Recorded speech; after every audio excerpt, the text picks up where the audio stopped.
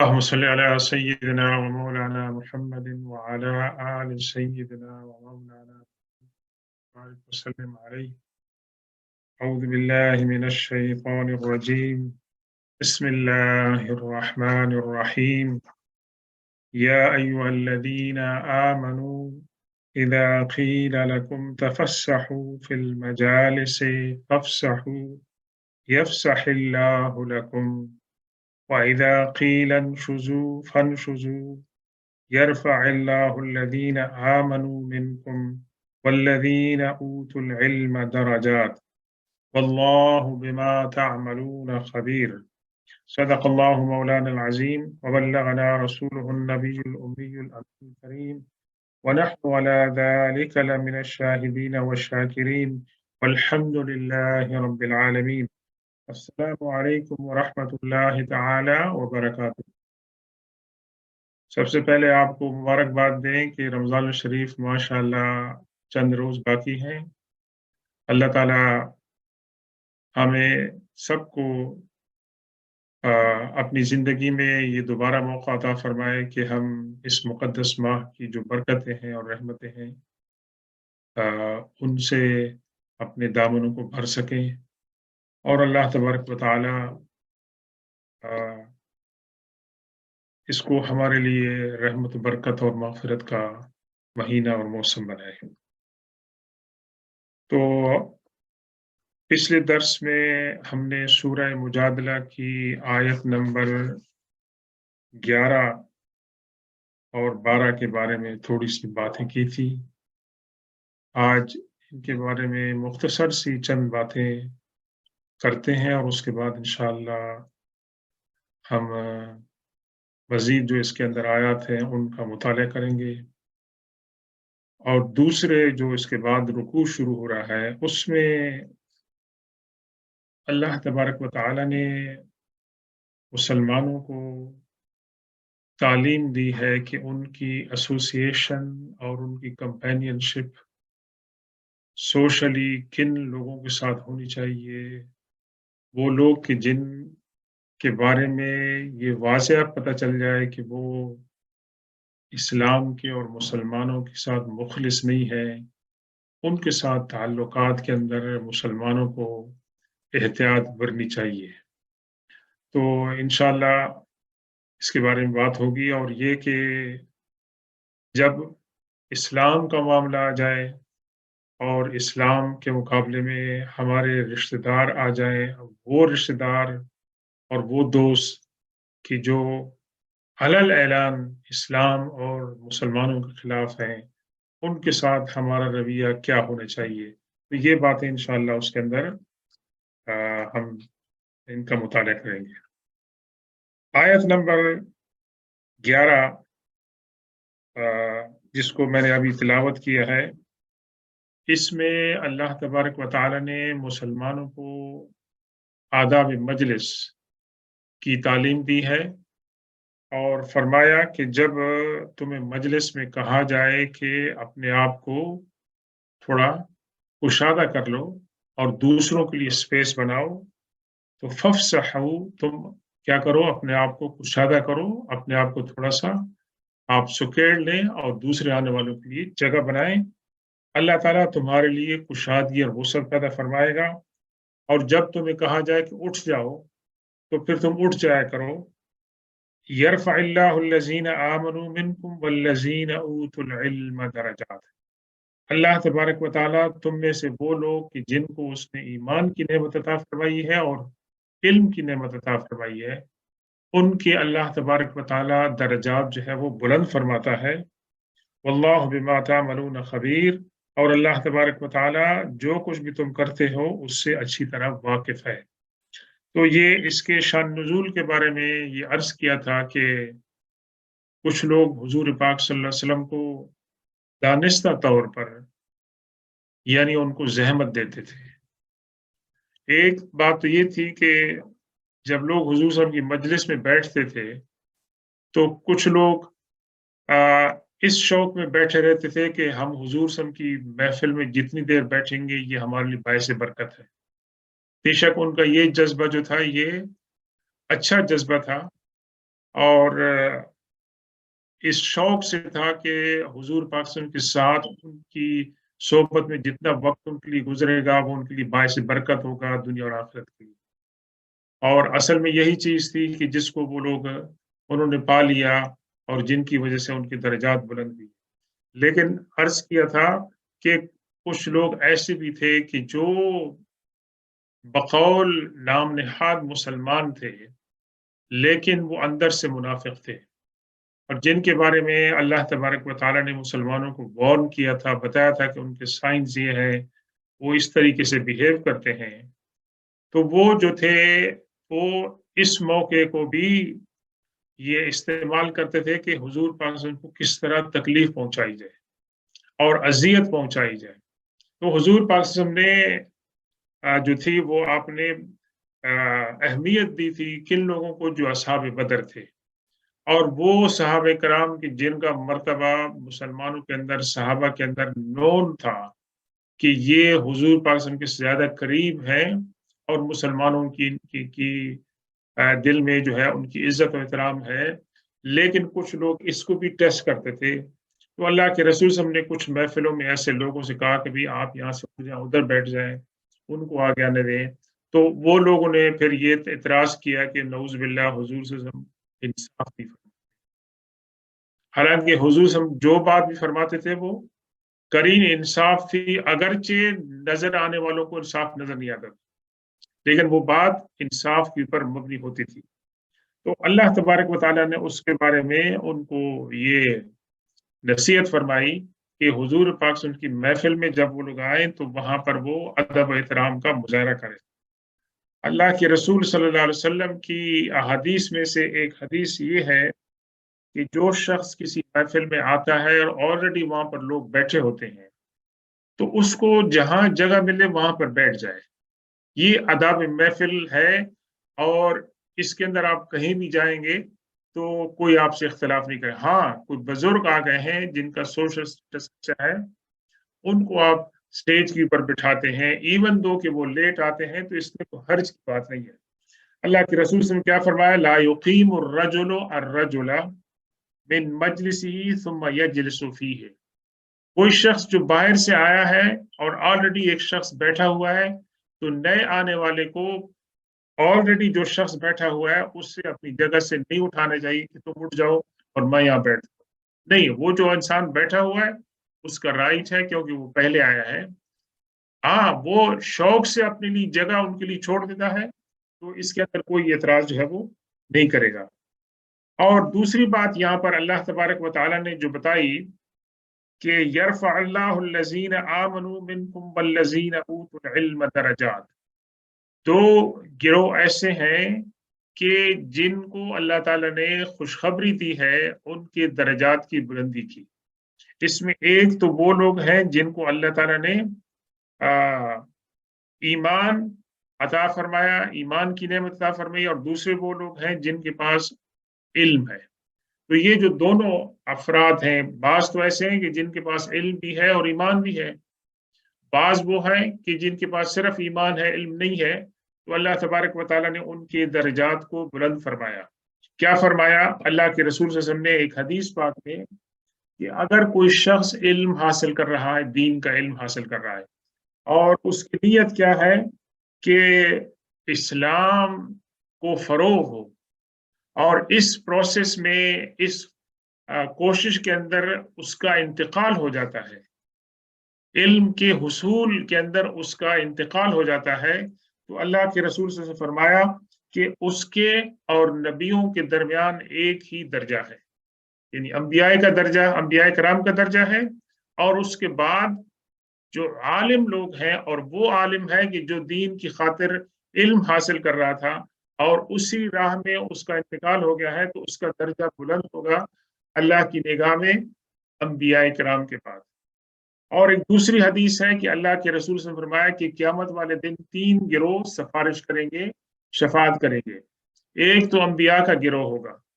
اور دوسرا جو علماء کا ہوگا، اور تیسرا ہوگا شہداء کا۔ اب دیکھیں شہید کا مرتبہ اسلام میں کتنا بڑا ہے، لیکن جہاں تک شفاعت کا معاملہ ہوگا، اللہ تبارک و تعالیٰ نے علماء کو ترجیح دی ہے शुहदा के ऊपर क़यामत वाले दिन कि उनके इल्म से और उनके इल्म के फ़रोग़ से न मालूम कितने इंसानों को फ़ायदा हुआ होगा और वो उनके लिए सदका जारिया होगा। तो अल्लाह ताला क़यामत वाले दिन उलमा को भी ये मतलब है कि इख्तियार अता फ़रमाएँगे कि वो भी लोगों के लिए शफ़ाअत कर सकें। अंबिया तो फ़रमाएँगे, लेकिन उलमाए कराम भी जो है जिन लोगों को जानते होंगे, उनके बारे में शफ़ाअत करेंगे, तो अल्लाह तबारक व तआला उनकी शफ़ाअत को कबूल फ़रमाएगा और जो शुहदा हैं, वो भी लोगों के लिए शफ़ाअत करेंगे। इसी तरह हाफ़िज़ साहिबान जिन्होंने कुरान को हिफ़्ज़ किया, उस पर अमल किया, वो अपने ख़ानदान के अफ़राद के लिए जो है ना वो शफ़ाअत जो है वो करेंगे। ये इसके अंदर जो है ना अल्लाह तबारक व तआला ने उलमा की जो है फ़ज़ीलत बयान फ़रमाई। इसी तरह हज़रत अब्दुल्लाह बिन अब्बास रज़ियल्लाहु तआला अन्हु फरमाते हैं कि सुलेमान अलैहिस्सलाम को अल्लाह तबारक व तआला ने 3 बातों का इख्तियार किया कि वो 3 चीज़ों को उनमें से किसी एक चीज़ को इख्तियार करें। एक तो था इल्म था, दूसरा माल-ओ-दौलत थी और तीसरा हुकूमत थी। तो अल्लाह ताला ने उनको चॉइस दी कि इन तीनों में से कोई चीज़ आप इख्तियार करेंगे, वो आपको मिल जाएगी। तो हज़रत अब्दुल्लाह बिन अब्बास रज़ियल्लाहु ताला अन्हु फरमाते हैं कि सुलेमान अलैहिस्सलाम ने इल्म को इख्तियार किया और इल्म की बदौलत उनको हुकूमत भी मिल गई और उनको माल भी मिल गया। तो ये इल्म की जो है ना अल्लाह तबारक व तआला ने फ़ज़ीलत दी है। और तीसरी बात ये है कि अल्लाह तबारक व तआला ईमान और इल्म की बरकत से लोगों के दर्जात बुलंद फरमाता है। तो यहाँ पर हमारे मुफस्सिरीन एक वाक़या लिखते हैं कि सैयदना उमर फारूक रज़ियल्लाहु ताला अन्हु ने अ, एक सहाबी हज़रत अस्फ़ान को मक्का का गवर्नर और वाली मुकर्रर किया था। तो जब आपकी उनसे मुलाकात हुई तो उन्होंने पूछा सैयदना उमर फारूक रज़ियल्लाहु ताला अन्हु ने कि भाई आप मुझे बताएं कि आपके जो आउटस्कर्ट्स पे इलाके हैं वहां पर आपने किसको इंचार्ज बनाया, कौन है कि जो आप की नियाबत करता है और आपके बिहाफ पर लोगों की मतलब है कि खिदमत करता है और आपको मामलात बताता है, उनकी क्या जरूरियात होती हैं, वाली कौन है। तो सैयदना आसफान रजी अल्लाह तआला अन्हु ने एक शख्स का नाम लिया और उसका नाम था इब्न अब्जी। इब्न अब्जी, तो ये नाम जो था ये मतलब है कि गैर मारूफ नाम था, यानी ऐसा नाम था कि जो हजरत उमर फारूक रजी अल्लाह तआला अन्हु के इल्म में नहीं था। तो आपने हैरानगी में पूछा कि ये इब्न अब्जी अब्जी कौन है भाई, ये किस शख्स का नाम है, इसके बारे में थोड़ा बताएं कि बैकग्राउंड क्या है जिसको आपने मतलब है कि वहां का वाली बनाया है। तो सैयदना आसफान रजी अल्लाह तआला अन्हु ने अर्ज की कि अमीरुल मोमिनीन, ये जो शख्स है ये हमारे गुलामों में से एक गुलाम है, यानी मवाली वो गुलाम कि जो हमारे गुलाम थे फिर हम उनको आज़ादी दे दी है, उनमें से एक शख्स है। अब ये बात ऐसी थी कि बाज लोगों की निगाह में इसके अंदर कराहियत आ सकती है। एक शख्स जो गुलाम था उसका सोशल स्टेटस तो बहुत लो था, इवन तो आपने उसको फ्री कर दिया है लेकिन फिर भी लोगों के ज़हन में बात होती है। तो सैयदना उमर फारूक रज़ी अल्लाह तआला ने फरमाया कि भाई गुलाम जिसको आपने आज़ाद किया है, उसने आपने उसको लोगों के ऊपर इंचार्ज बनाया है, क्या वजह है वैसे? उसके अंदर कौन-सी ख़ास बात है कि जिसकी वजह से आपने उसको मुंतखब किया है? तो सैयदना अस्फ़ान रज़ी अल्लाह तआला अन्हु ने फरमाया कि अमीरुल मोमिनीन वो शख्स जो है वो क्या है? क़ारिउन बिल किताब है, वो कुरान की तिलावत करने वाला है, यानी कुरान का आलिम है। एक बात तो ये हो गई उसकी क्वालिटी कि वो कुरान का आलिम है, इवन दो कि वो आज़ाद करदा गुलाम है। और दूसरी बात उसके अंदर क्या है कि जो इस्लाम के अंदर, शरीयत के अंदर जो चीज़ें फ़र्ज़ हैं, नमाज के अंदर कौन सी चीज़ फ़र्ज़ है, वुज़ू में क्या फ़र्ज़ है, ज़कात के अंदर, इसलिए तमाम जो मोटी-मोटी चीज़ें हैं, फ़राइज़ जिसको आम आदमी नहीं जानता है, वो शख्स उसको उनका भी इल्म है, शरीयत का भी। और तीसरी बात उसके अंदर क्वालिटी ये है कि वो एक जज भी है, वो लोगों के अंदर फैसले भी करता है, अदल और इंसाफ के जो कुर्सी है उसके ऊपर भी बैठता है। तो सैयदना उमर फारूक रज़ी अल्लाह तआला अन्हु ये जवाब सुनकर आप खुश हुए। आपने फरमाया कि सच फरमाया तुम्हारे नबी सल्लल्लाहु अलैहि वसल्लम ने کہ یرفع اللہ بہذا الکتاب اقواما ویضع بہ آخرین، اللہ تبارک و تعالیٰ اس قرآن کتاب کی بدولت کچھ لوگوں کو تو اللہ تعالیٰ رفعت اور بلندی عطا فرماتا ہے، اور کچھ لوگ جو ہیں اس کتاب کی وجہ سے وہ نیچے گرتے ہیں۔ یعنی اللہ کے رسول کا یہ فرمان ہے کہ قرآن کی بدولت کچھ لوگ اوپر اٹھیں گے، اللہ تعالیٰ ان کو عزت عطا فرمائے گا، روحانی طور پر بھی، معاشی طور پر بھی، اور کچھ لوگ ایسے ہوں گے جو قرآن کی بدولت ان کو عزت سے محرومی ملے گی۔ تو یہ سیدنا عمر فاروق رضی اللہ تعالیٰ نے ان کے جواب میں فرمایا تھا کہ حضور پاک صلی اللہ علیہ وسلم کا قول یہاں پر جو ہے نا وہ صادق آتا ہے۔ واللہ بما تعملون خبیر، اور اللہ تبارک و تعالیٰ جو کچھ تم کرتے ہو اس کے بارے میں اس کو علم ہے، وہ اس کو جو ہے نا وہ جانتا ہے۔ اس کے بعد ہم نے تھوڑی سی بات کی تھی یہ سرگوشی کے بارے میں۔ اللہ تعالیٰ نے فرمایا یا ایھا الذین آمنوا اذا ناجیتم الرسول فقدموا بین یدی نجواکم صدقہ ذلک خیر لکم واطہر فإن لم تجدوا فإن اللہ غفور رحیم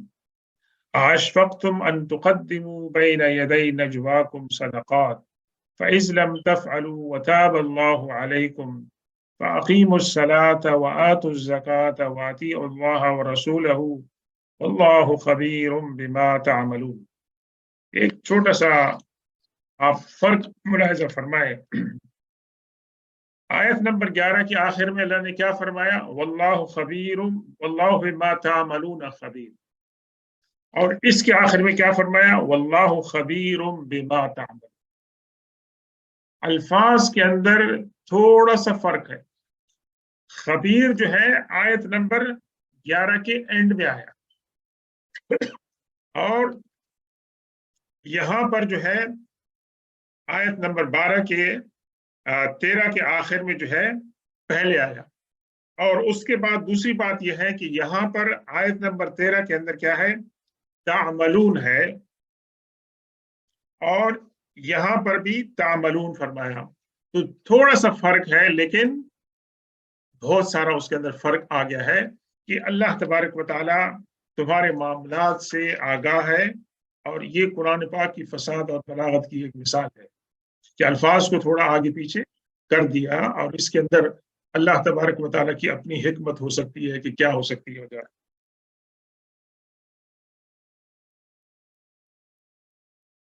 اے ایمان والو، جب تم اللہ کے رسول صلی اللہ علیہ وسلم کے ساتھ سرگوشی کرو تو سرگوشی کرنے سے پہلے صدقہ، چیریٹی پیش کرو۔ اس سے یہ گمان نہیں ہونا چاہیے کہ وہ جو چیریٹی پیش کر رہے ہیں وہ حضور پاک صلی اللہ علیہ وسلم کو دے رہے ہیں۔ صدقہ تو اللہ کے رسول صلی اللہ علیہ وسلم نے اپنے لیے اور اپنی آل کے لیے جو ہے اس کو حرام قرار دیا۔ تو اس کے اندر سب سے بڑا فائدہ کیا ہوگا کہ اللہ کے رسول صلی اللہ علیہ وسلم کے ساتھ ایک خاص ٹائم مقرر کر کے، آپ سے ملاقات کا ٹائم مقرر کر کے وہاں ملنے سے پہلے صدقہ کرنا، اس کے بہت سارے فائدے ہیں۔ ایک تو اس کے اندر جو غرباء ہیں، فقراء ہیں، ان کی مدد ہوگی، اور اللہ تبارک و تعالیٰ اس کے لیے ان کو برکت عطا فرمائے گا، اور ان کے گناہوں کی مغفرت ہوگی جو لوگ صدقہ دیں گے۔ دوسری بات یہ ہوگی کہ جو لوگ سنسیئرلی اللہ کے رسول صلی اللہ علیہ وسلم کے ساتھ تنہائی میں ملنا چاہتے ہیں وہ پھر صدقہ بھی لے کے آئیں گے، کیونکہ ان کو ملنا ہے حضور صلی اللہ علیہ وسلم کے ساتھ ملاقات کے لیے۔ اور تیسری اس کے اندر اللہ کے رسول صلی اللہ علیہ وسلم کی عظمت ہے کہ ایسے نہیں کہ کوئی آدمی جب بھی چاہے آپ کے دروازے کو نوک کرے اور ملاقات کرے، کیونکہ ایسے لوگ بھی آ سکتے ہیں کہ جن کو آداب محفل نہیں، اور وہ بھی آداب کے جو حضور صلی اللہ علیہ وسلم کی مجلس کے آداب ہیں اور ملاقات کے آداب ہیں ان سے واقف نہیں ہیں۔ اگر وہ لوگ آئیں گے اور لا علمی میں ایسی بات کریں گے کہ جس سے اللہ کے رسول صلی اللہ علیہ وسلم کی گستاخی ہوتی ہے، تو ان کا ایمان جو ہے اور تمام اعمال ان کے ضائع ہو جائیں گے۔ تو اس کا یہ بہت بڑا جو ہے نا فائدہ تھا۔ اور اس کے بعد یہ ہے کہ اللہ تعالیٰ نے فرمایا ذالک خیر لکم اطہر، یہ بات تمہارے لیے بہتر ہے اور زیادہ پاکیزگی کی بات ہے، کیونکہ زیادہ پاکیزگی کی بات کا مطلب یہ ہے کہ اس کے اندر مسلمان اور منافق کے درمیان فرق ہو جائے گا، اور ایک منافق کس منہ سے اللہ کے رسول صلی اللہ علیہ وسلم کے ساتھ تنہائی کے اندر وہ گفتگو کرے گا، کیونکہ اس کے پاس کون سی بات ہوگی کہنے کی۔ تو جو مسلمان ہوں گے، خاص طور پر ایسے مسلمان ہوتے تھے کہ جو غریب ہوتے تھے، نادار ہوتے تھے، اور ان کی بھی خواہش ہوتی تھی اپنی کوئی خاص بات اللہ کے رسول سے پوچھنے یا کرنے کی، ان کو پھر یہ ہے کہ بھی وہ موقع ملے گا۔ اب یہاں پر سوال یہ تھا کہ کتنی اماؤنٹ جو ہے وہ بطور صدقہ آفر کریں، تو اللہ کے رسول صلی اللہ علیہ وسلم نے کنسلٹ کیا سیدنا علی رضی اللہ تعالیٰ عنہ کہ آپ مجھے بتائیں کہ لوگ جو میرے ساتھ ملاقات کے لیے آئیں گے سرگوشی کے لیے، ان کے اوپر کتنا صدقہ یا چیریٹی جو ہے وہ رکھی جائے۔ تو سیدنا علی رضی اللہ تعالیٰ عنہ نے ایک دینار کے بارے میں حضور سے فرمایا کہ ایک دینار رکھتے ہیں، تو سید علی نے فرمایا کہ نہیں، یہ ٹو مچ ہے، لوگ افورڈ نہیں کر سکتے ہیں۔ یہاں تک کم آتے آتے تقریباً اس کا چوتھائی حصہ رکھا، تو اللہ کے رسول صلی اللہ علیہ وسلم نے وہ مقدار جو ہے پسند کی اور اس کے اوپر آپ نے اتفاق کیا۔ پھر یہ دیکھیں سیدنا علی رضی اللہ تعالیٰ عنہ اس روایت کے راوی ہیں، فرماتے ہیں کہ یہ آیت جو ہے اس پر صرف میں نے عمل کیا ہے، یہ جو آیت ہے اس پر صرف میں نے عمل کیا ہے کہ میں اللہ کے حضور رسول صلی اللہ علیہ وسلم کی بارگاہ میں ایک چیریٹی اماؤنٹ لے کر حاضر ہوا، اور وہاں پر سیدنا علی رضی اللہ تعالیٰ نے حضور صلی اللہ علیہ وسلم کے ساتھ بہت سے سوالات کیے، اور اللہ کے رسول نے اس کے جوابات دیے، اور پھر سیدنا علی رضی اللہ تعالیٰ فرماتے ہیں کہ وہ اتنی دیر کے لیے اس آیت پر عمل ہوا تھا، اس کے بعد اللہ تبارک و تعالیٰ نے اس آیت کو منسوخ فرما دیا۔ قرآن پاک کے اندر عمل ہے لیکن عملاً وہ منسوخ ہو گئی اس کے بعد والی آیت کے اندر۔ وہ کیا تھی کہ فَإِن لَمْ تَجِدُوا فَإِنَّ اللَّهَ غَفُورٌ رَحِيمٌ، اگر کوئی لوگ جو ہے وہ ان کی مالی استطاعت اتنی کمزور ہے کہ وہ افورڈ نہیں کر سکتے ہیں، تو اللہ تبارک و تعالیٰ معاف فرمانے والا ہے۔ یعنی یہ کوئی اجباری بات نہیں تھی، لوگوں کے مالی حالات کے مطابق تھی،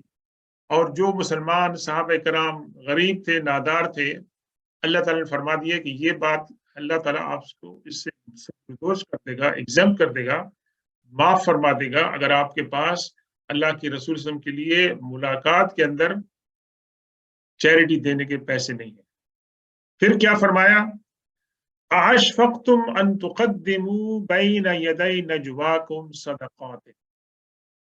کیا تم جو ہے اس بات سے گھبراتے ہو کہ اپنے سامنے، بین یدے، سامنے کہتے ہیں مطلب ہے کہ اللہ کے رسول صلی اللہ علیہ وسلم کے سامنے جو آپ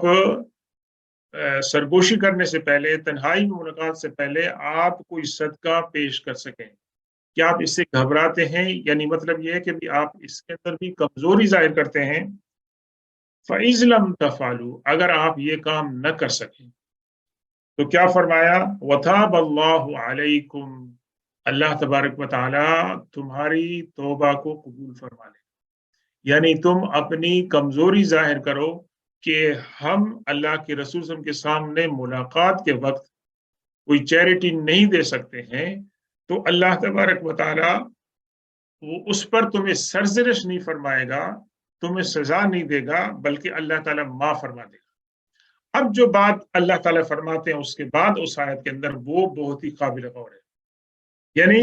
اس وقت کچھ لوگوں کے ذہن میں یہ بات بیٹھ گئی کہ اگر آپ کو تنہائی میں اللہ کے رسول صلی اللہ علیہ وسلم کے ساتھ ٹائم مل جاتا ہے تو یہ بہت بڑی بات ہے۔ جس کو حضور کے ساتھ ٹائم مل جائے 5 منٹ 10 منٹ بات کرنے کا، آپ سے ہدایت لینے کا، آپ کے شرف بریابی ہو جائے، تو یہ بہت بڑی بات تھی، اور واقعی بڑی بات تھی۔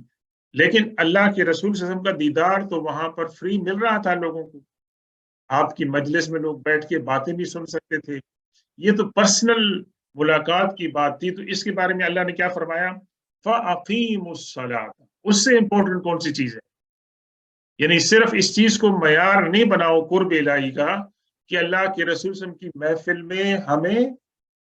تنہائی میں ملاقات کا موقع مل جائے. اس کو آپ معیار نہ بنائیں، بلکہ کیا اقیم الصلاۃ، نماز کو قائم کریں، یہ سب سے زیادہ ضروری. یہ اسلام کا پلر ہے. وآتوا الزکوٰۃ، اور آپ زکوٰۃ ادا کریں، یہ اسلام کا فرض ہے. اور وَأَطِیعُوا اللَّهَ وَرَسُولَهُ، اللہ اور اس کے رسول سے ان کی پیروی کریں. یہ جو چار چیزیں ہیں یہ موسٹ امپورٹنٹ ہے. اللہ کے رسول صلی اللہ علیہ وسلم کے ساتھ کسی کو ٹائم نہیں ملا بات کرنے کا، لیکن اس کو اللہ کے رسول کی کوئی بات کسی اور سے پتہ چلی، اس نے اس کے اوپر عمل کیا. جی، تو آپ دیکھتے ہیں نا اویس قرنی رضی اللہ تعالیٰ عنہ کو اللہ تعالیٰ نے وہ مقام کیوں عطا فرمایا کہ ان کو حضور پاک سے ان کی حدیث پہنچی کہ اپنی ماں کی خدمت کریں، اور اس بات کو انہوں نے لائف موٹو بنا لیا، شعار بنا لیا، اور اس کی وجہ سے انہیں حضور پاک کی زیارت نصیب نہیں. حالانکہ وہ یمن کے اندر تھے، اور یمن سے بہت سے لوگ تھے جن کو حضور کے صحابی ہونے کا شرف حاصل تھا. لیکن اویس قرنی رضی اللہ تعالیٰ عنہ نے اللہ کے رسول صلی اللہ علیہ وسلم کے اس فرمان پر عمل کیا کہ اپنی والدہ کی خدمت کی، اور ان کی ذاتی جو خواہش ہو سکتی تھی کہ اللہ کے رسول کی زیارت ہو، ان کے ہاتھ پر جا کر بیعت کریں اور ان سے ہدایات لیں اور برکتیں لیں، وہ اسے انہوں نے کہا کہ میں اس چیز کو ترجیح دیتا ہوں کہ اللہ کے رسول کے فرمان کے مطابق کہ اپنی والدہ کی خدمت. اور ان کا اللہ تعالیٰ نے کتنا بڑا مقام بنایا ویسے. تو وہ اگرچہ حضور کی زیارت سے محروم رہے اور حضور کی مجلس میں آ کر تنہائی میں سرگوشی سے محروم رہے، لیکن انہوں نے حضور کی حدیث پہ عمل کیا. اسی طرح اور کئی لوگ تھے جن کو حضور صلی اللہ علیہ وسلم کی مجلس میں آنے کا موقع نہ ملا، لیکن انہوں نے حضور صلی اللہ علیہ وسلم کی حدیث کو سنا. اور صحابہ کرام نے یہ اپنے روٹین بنا لیا تھا کہ اگر وہ ایک دن حضور صلی اللہ علیہ وسلم کی مجلس میں غیر حاضر ہوتے تھے، کھیتوں میں کام کرتے تھے، دکان تھی، بزنس پہ جاتے تھے، تو واپس آ کے پوچھتے تھے کہ بھی آج اللہ کے رسول صلی اللہ علیہ وسلم کی خاص بات بتائی ہو تو ہمیں بتائیں. تو یہ اللہ کے رسول فرما رہے ہیں کہ بھی آپ ان چیزوں کا خیال رکھیں. واللہ خبیر بما تعملون، اللہ تبارک و تعالیٰ تم جو بھی کرتے ہو اس کے بارے میں اللہ تبارک و تعالیٰ جانتا. اب یہاں سے آیت نمبر 15 سے ایک نیا رکوع شروع ہے، آخری رکوع شروع ہو رہا ہے، اور اس کے اندر جو بنیادی باتیں بتائی جا رہی ہیں کہ مسلمانوں کے جو تعلقات ہیں سیاسی طور پر، معاشی طور پر، معاشرتی طور پر کن لوگوں کے ساتھ ہونی چاہیے، اور خاص طور پر وہ لوگ کہ جن کی دشمنی اسلام اور مسلمانوں کے ساتھ واضح ہو گئی ہے، اس کے بارے میں مسلمانوں کا رویہ کیا ہونا چاہیے. یہ آیت نمبر 15 اس کے اوپر جو ہے وہ روشنی ڈالتی ہے. أَلَمْ تَرَ إِلَى الَّذِينَ تَوَلَّوْا قَوْمًا غَضِبَ اللَّهُ عَلَيْهِمْ مَا هُمْ مِنْكُمْ وَلَا مِنْهُمْ وَيَحْلِفُونَ عَلَى الْكَذِبِ وَهُمْ يَعْلَمُونَ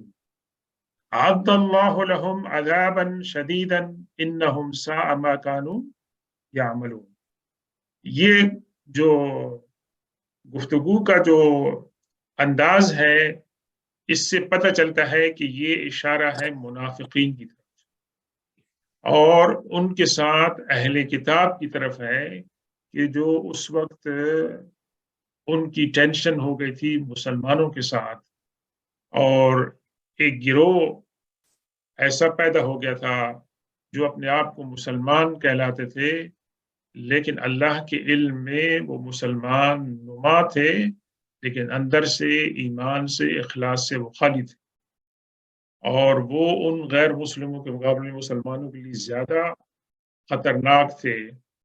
کہ جو علن اپنی مخالفت اسلام سے کرتے تھے.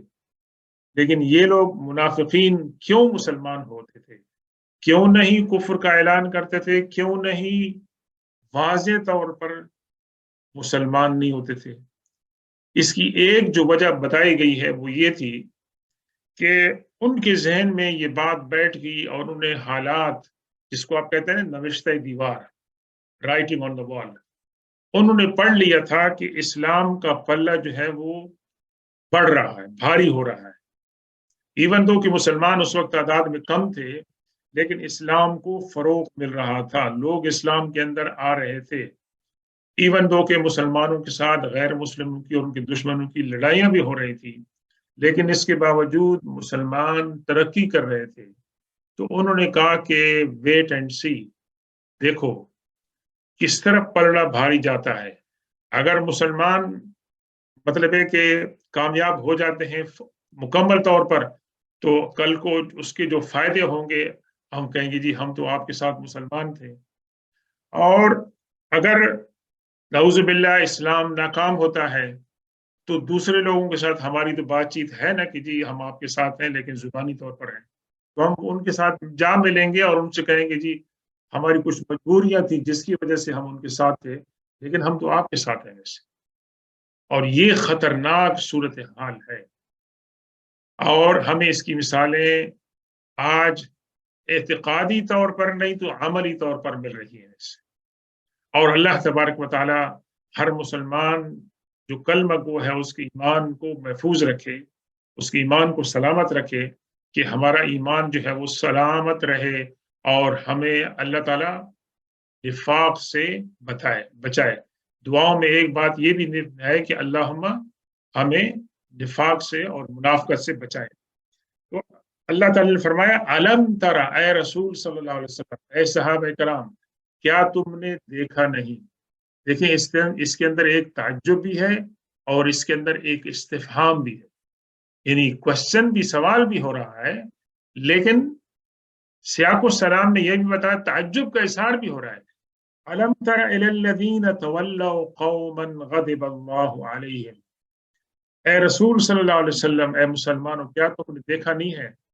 ایک ایسی قوم کو کہ جنہوں نے دوستی بنائی ہے ان لوگوں کے ساتھ کہ جن کو اللہ تعالیٰ نے مغضوب علیہ قرار دیا، جو اللہ کے عتاب کے اور ناراضگی کے مستحق ہوئی، سزاوار ہوئی، وہ ان لوگوں کے ساتھ دوستی کرتے ہیں۔ یعنی یہ جو لوگ ہیں، یعنی دو گروہوں کا یہاں پر ذکر ہے۔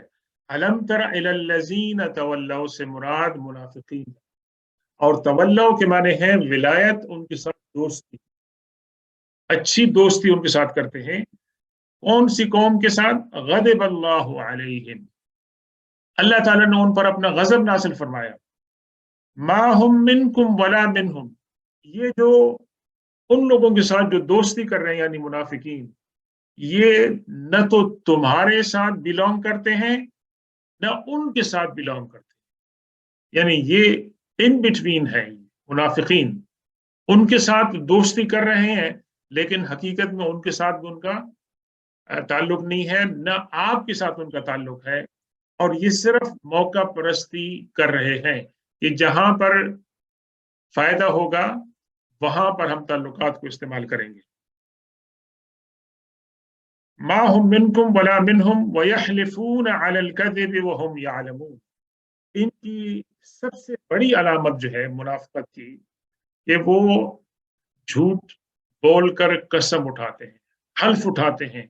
اور جب حلف اٹھاتے ہیں تو اس کے اوپر جھوٹ بولتے ہیں، یعنی ان سے اگر کوئی بات کی جائے تو وہ فوراً قرآن کی قسم کھا لیں گے، اللہ کی قسم کھا لیں گے، لیکن وہ سب کے سب جھوٹ ہو۔ اس کا مطلب یہ ہے کہ جھوٹی قسمیں جو ہیں وہ کھانا تو بہت بڑا جرم ہے، بہت بڑا گناہ ہے،